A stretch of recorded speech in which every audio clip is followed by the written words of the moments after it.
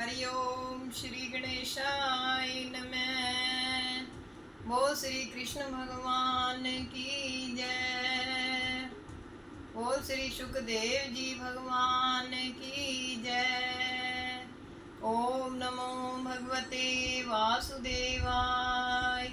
ओम नमो भगवते वासुदेवाय। ओम नमो भगवते वासुदेवाय। श्रीमद् भागवत महापुराण चौथा स्कंद प्रथम और दूसरा अध्याय। मनु कन्याओं का किया निर्मल वंश बखान। अत्रि मुनि ने तप किया पाकर कष्ट महान। श्री मैत्रेय जी बोले, हे विदुर जी, स्वयंभू मनु की रानी शत्रुपा थी। उसी रानी के गर्भ से प्रियव्रत और उत्तानपाद दो पुत्र तथा आकुति, देवहूति और प्रसूति नामक तीन कन्याएं उत्पन्न हुई। आकुति कन्या का विवाह मनु जी ने महारानी शत्रुपा की हार्दिक इच्छा से रुचि प्रजापति के साथ पुत्री का धर्म की विधि से कर दिया। यद्यपि रुचि प्रजापति आकुति के भाई थे, पुत्री का धर्म का तात्पर्य यह है कि निज पुत्री के जो प्रथम लड़का होगा उसे कन्या का पिता ले लेगा, अर्थात वह बालक अपने नाना के वंश में रहेगा। आकुति के गर्भ से एक पुत्र और एक कन्या उत्पन्न हुई। वह जो पुत्र था उसको मनु जी ने ले लिया और वह कन्या जिसका नाम दक्षिणा था वह अपने पिता रुचि प्रजापति के पास रही। वह पुत्र स्वयं यज्ञ स्वरूपधारी भगवान विष्णु थे और वह कन्या भगवान विष्णु की शक्ति लक्ष्मी थी। अतः बड़े होने पर दोनों का विवाह हो गया। उस दक्षिणा से भगवान ने 12 पुत्र पैदा किए। हे कुरुप्रवीर, जिनके नाम ये हैं तोष, प्रतोष, संतोष, भद्र, शांति, इडस्पति, ईधम, कवि, विभु,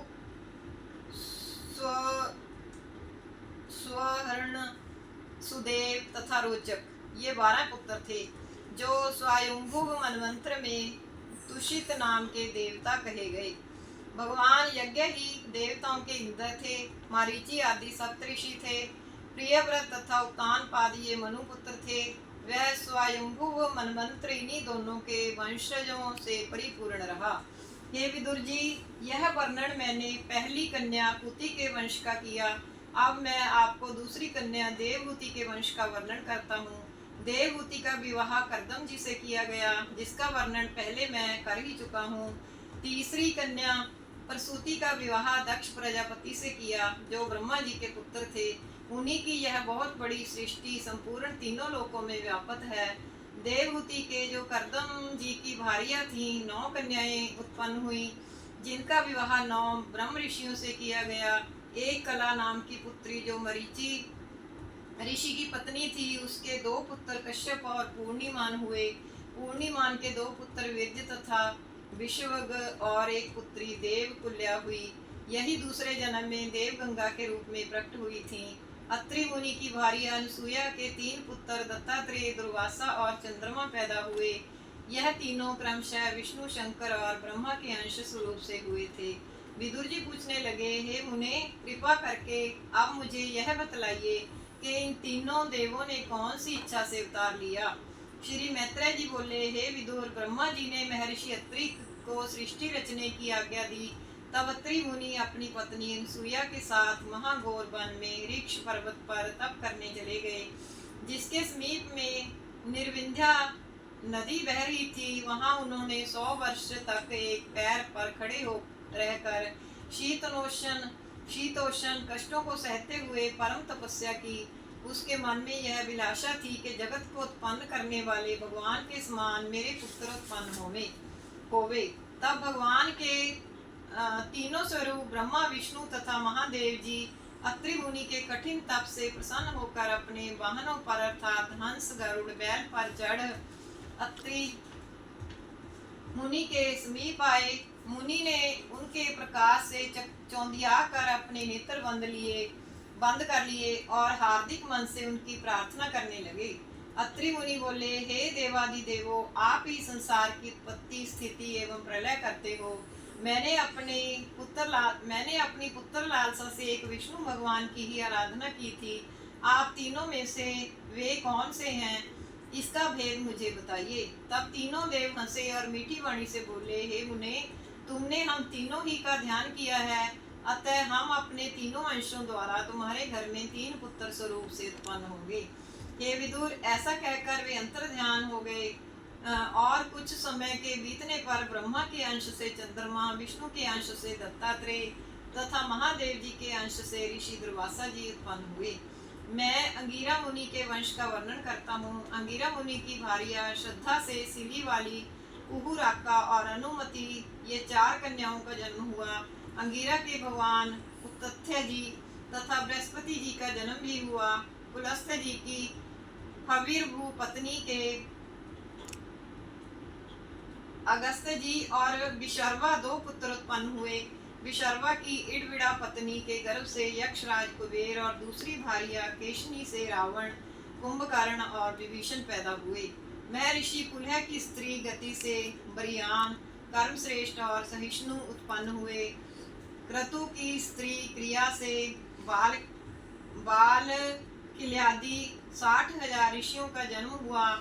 वशिष्ठ जी की भार्या अरुंधति से चित्रकेतु आदि 7 ब्रह्म ऋषियों का जन्म हुआ। वशिष्ठ जी की दूसरी भार्या के शक्ति आदि और भी कई पुत्र पैदा हुए। अथर्वण मुनि की चित्त नामक पत्नी से दधीचि तथा अश्वशिरा 2 पुत्र उत्पन्न हुए। अब भृगु के वंश का वर्णन करता हूँ। भृगु जी के खयाति से धाता और विधाता तथा श्री नाम की कन्या प्रकट हुई। श्री तो केवल भगवान से ही विशेष प्रेम करती थी। धाता विधाता के मृकंड और प्राण नामक पुत्र पैदा हुए।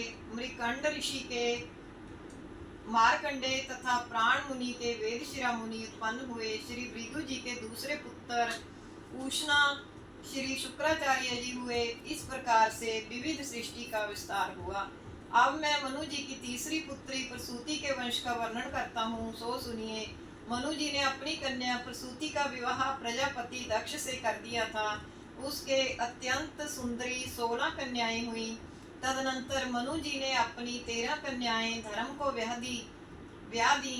एक कन्या अग्नि को, एक कन्या पितृगणों को तथा एक कन्या शंकर जी को ब्याह दी।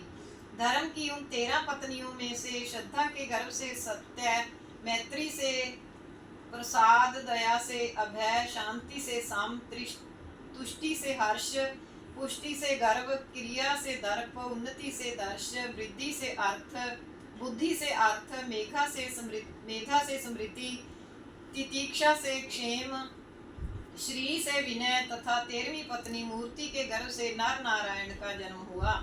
इस प्रकार से इन 13 धर्म पत्नियों के पृथक 14 पुत्र उत्पन्न हुए। नर नारायण साक्षात विष्णु के अंश से प्रकट हुए थे। अतः श्री नारायण के जन्म से संपूर्ण लोग प्रसन्न हुए तथा देवताओं ने नेक भांति से उनकी स्तुतियां की। श्री भगवान नर नारायण गंधमादन नामक पर्वत पर चले गए। उन्हीं नर नारायण ने द्वापर युग में श्री कृष्ण तथा अर्जुन का अवतार लिया, जिन्होंने पृथ्वी का भार उतारा था। अग्निदेव के स्वाहा नामक स्त्री से पावक, पविमान और शुचि नाम के 3 पुत्र पैदा हुए। इन तीनों से 45 प्रकार की अग्नि पैदा हुई। ये अग्नि ही 3 पिता और 1 पितामह सहित 49 अग्नि ज्योति कहलाई। इन्हीं के नाम का मंत्रों सहित अग्नि कुंड में हवन किया जाता है। अनिश्वाता, वरहिष्द, वहिरिष्द, सोमप और आज्यप नाम के पितर कहे गए हैं। इसमें साग्निक तथा निरग्निक दोनों प्रकार के हैं। दक्ष कुमारी इनकी भार्या थी। स्वधा के 2 कन्याएं धारिणी और वसुना पैदा हुई। इनका वंश नहीं चला। महादेव जी की पत्नी सती थी, किंतु उनके भी कोई पुत्र नहीं हुआ, क्योंकि सती ने तो पिता के अपमान से युवावस्था में ही अपने प्राण त्याग दिए थे। ओ श्री कृष्ण भगवान की जय। ओम नमो भगवते वासुदेवाय। ओ श्री सुखदेव जी भगवान की जय। दूसरा अध्याय। दक्ष यज्ञ उपलक्ष्य में शंभु दक्ष कर द्वेष, सो महर्षि मैत्रेय ने कही कथा विशेष। विदुर बोले, भगवान दक्ष प्रजापति अपनी सब कन्याओं से अत्यंत ही प्रेम किया करते थे और शिवजी सब संसार के गुरु हैं ही। फिर उन ससुर जमाई में ऐसा घोर वैर क्यों हुआ, जिसके कारण सती जी को अपने पिता से पति के अपमान को सुनकर प्राण त्यागने पड़े थे। मैत्रेय जी कहने लगे, हे विदुर जी, एक समय प्रजापतियों के महायज्ञ में बड़े बड़े ऋषि मुनि तथा इंद्र आदि देवता एकत्रित हुए थे। उस यज्ञ में प्रजापति दक्ष भी आए।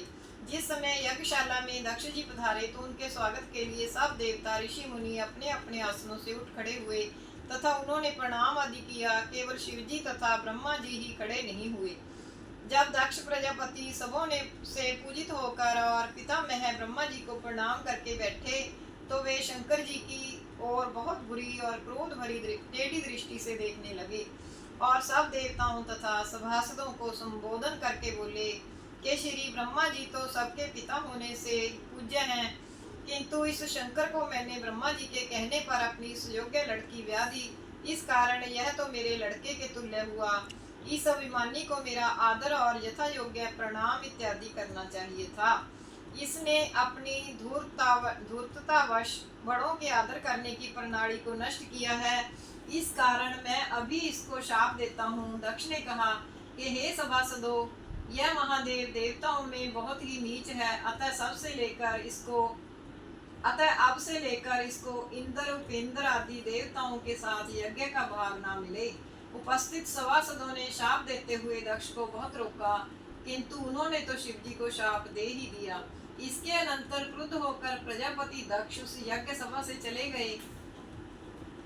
जब यह बात नंदीश्वर ने सुनी तब नंदीश्वर ने क्रुद्ध होकर दक्ष तथा उनके अनुयायियों को श्राप दिया। नंदीश्वर बोले कि इस नाशवान शरीर में अभिमान के वशीभूत होकर किसी ने भी वैर ना करने वाले शंकर जी से जो वैर करेगा वह नितांत ही मूर्ख एवं संपूर्ण ज्ञान से शून्य ही रहेगा। और सुनिए, उसे कदापि तत्व ज्ञान ना होवे, वेद वाक्यों से मोहित एवं विवेक भ्रष्ट होकर गृहस्थ आश्रम में लवलीन रहकर केवल कर्म कांड में ही लगा रहे। अब यह दक्ष अपने ज्ञान को भूल जाए तथा पशुओं के समान बुद्धि वाला कपटी स्त्री लंपट होता हुआ बकरे के मुख वाला होवे। शंकर द्रोही सब दक्ष मत के पीछे चलने वाले जन्म मरण के चक्कर में रहें। वे धर्म ज्ञान को भूलकर अपने अपने पेट पालन के लिए विद्या तप आदि का सहारा लेवें। नंदीश्वर की यह बात सुनकर ऋषि भृगु जी ने क्रोध करके शाप दिया कि शिव भक्त तथा अनुयायी पाखंडी तथा भ्रष्ट आचरण वाले होंगे और वे मंद बुद्धि जटा राख हड्डियों को ही सदा धारण करते रहें। श्री मैत्रेय जी बोले कि हे विदुर, भृगु जी के शाप से शंकर जी खिन्न होकर शीघ्र वहां से अपने अनुचरों के साथ अपने स्थान पर चले आए। उन्होंने वहां पर कुछ भी कहा सुना नहीं, वे तो मौन ही बने रहे। उस यज्ञ में श्री हरि उपास्य देव थे। वह यज्ञ 1000 वर्ष में होने वाला था। उसे उन्होंने समाप्त किया और गंगा यमुना के संगम पर यज्ञांत स्नान किया। पुनः प्रसन्नता पूर्वक सब अपने अपने स्थानों पर चले गए। बोल श्री कृष्ण भगवान की जय। श्री कृष्ण गोविंद हरे मुरारे, हे नाथ नारायण वासुदेव। श्री कृष्ण गोविंद हरे मुरारे, हे नाथ नारायण वासुदेव। श्री कृष्ण गोविंद हरे मुरारे, हे नाथ नारायण वासुदेव। अच्युतं केशवं राम नारायणं कृष्ण दामोदरं वासुदेवं हरिं। श्रीधरं माधवं गोपिका वल्लभं जानकी नायकं श्रीरामचन्द्रं भजे। ओम नमो